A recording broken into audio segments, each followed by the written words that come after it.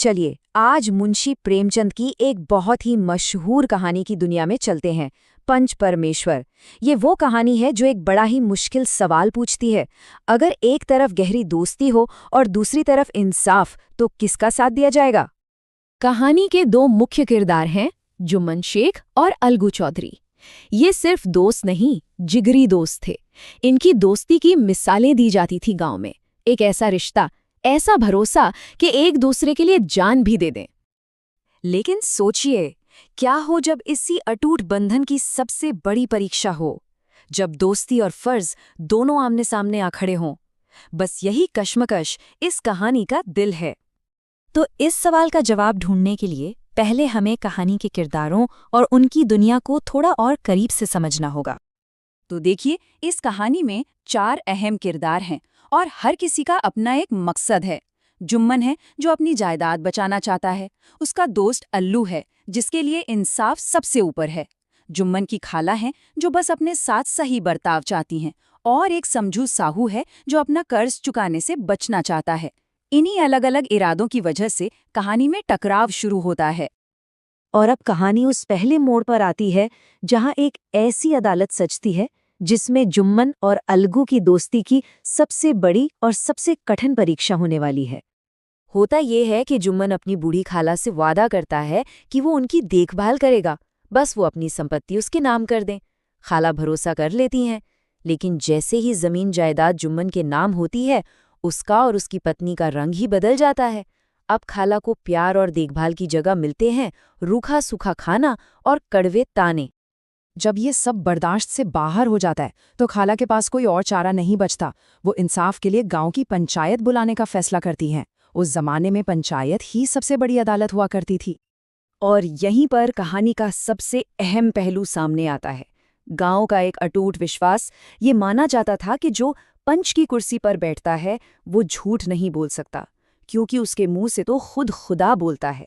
मतलब ये सिर्फ एक पद नहीं था, एक बहुत बड़ी एक पवित्र जिम्मेदारी थी। अब मजे की बात देखिए, खाला ने सरपंच यानी पंच के लिए किसका नाम चुना? जुम्मन के अपने जिगरी दोस्त अलगू चौधरी का। जुम्मन तो मन ही मन खुश हो गया। उसे लगा दोस्त है, फैसला तो मेरे ही हक में देगा। लेकिन अलगू एक बहुत बड़ी दुविधा में फंस गया कि वो अपने दोस्त का साथ दे या अपनी ज़मीर की आवाज़ सुने। आखिरकार अलगू ने दोस्ती से ऊपर अपनी अंतरात्मा को रखा। उसने इंसाफ का साथ दिया और फैसला सुनाया। या तो जुम्मन अपनी खाला को हर महीने गुजारे के लिए पैसे दे, या फिर जमीन की रजिस्ट्री रद्द समझी जाएगी। लेकिन इस इंसाफ की एक बहुत बड़ी कीमत चुकानी पड़ी। अलगू के एक सच्चे फैसले ने दोस्ती के मजबूत धागे को तोड़कर रख दिया। अलगू का ये फैसला उनकी दोस्ती के ताबूत में आखिरी कील साबित हुआ। जुम्मन को लगा कि अलगू ने उसे धोखा दिया है और उनकी गहरी दोस्ती कड़वी दुश्मनी में बदल गई। अब जुम्मन बस मौके की तलाश में था कि कब वो अपना बदला ले। लेकिन कहते हैं ना, वक्त का पहिया घूमता जरूर है। कुछ ही वक्त बाद एक नया झगड़ा खड़ा होता है और इस बार पासा पूरी तरह से पलट जाता है। हुआ ये कि कुछ समय बाद अलगू अपना एक बैल समझू साहू नाम के एक बनिए को उधार पर बेचता है। लेकिन साहू बड़ा लालची था। वो बैल से दिन रात काम लेता, उसे ठीक से चारा पानी तक नहीं देता, और नतीजा ये हुआ कि बेचारा बैल कुछ ही महीनों में मर गया। अब जब अलगू ने अपने पैसे मांगे तो साहू साफ मुकर गया। अलगू को फिर पंचायत बुलानी पड़ी। और किस्मत का खेल तो देखिए, समझू साहू ने पंच के लिए किसका नाम आगे किया? जुम्मन शेख का। ये सुनते ही अलगू का तो दिल ही बैठ गया। उसे पक्का यकीन हो गया कि आज जुम्मन उससे अपना पुराना बदला जरूर लेगा। अब कहानी घूमकर बिल्कुल उसी जगह आ गई है। जैसे पहले अलगू दुविधा में था, ठीक वैसे ही अब जुम्मन है। उसके पास सुनहरा मौका है अपने पुराने दोस्त से बदला लेने का। तो वो क्या चुनेगा, बदला या इंसाफ? अब कहानी अपने सबसे अहम पड़ाव पर है। ये वो पल है जब जुम्मन को बदला और जिम्मेदारी में से किसी एक को चुनना है।